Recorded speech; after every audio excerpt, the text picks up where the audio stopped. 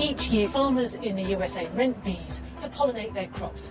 It's a huge financial outlay that can be hampered by rain and a drop in temperature.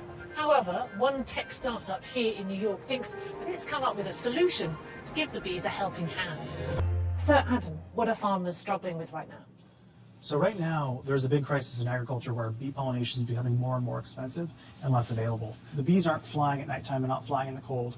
And if you don't pollinate it, then you don't have a crop to sell, which means that there's a real need for a supplement. And that's where Dropcopter comes in, because we're the first autonomous pollination service currently available using drone aircraft. Currently pollinating apples, almonds, cherries and pears, this precise delivery service flies 10 feet above the tree canopy and distributes a guaranteed specific gram per acre amount of pollen to the tree, fertilizing 40 acres per hour. Long term, we see something called a drone-in-the-box solution, where it would live on the farm as an automated platform that would open itself up, refill itself, fly itself, and recharge every time. And is there a preset flight path? So when you're writing a mission, you're going to bring up something not unsimilar from a Google map.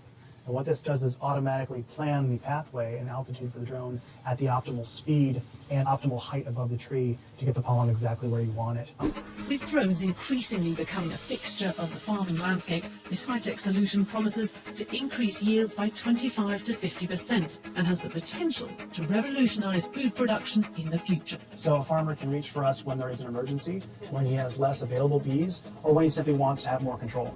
To feed our growing population, we need to embrace technological solutions like this one.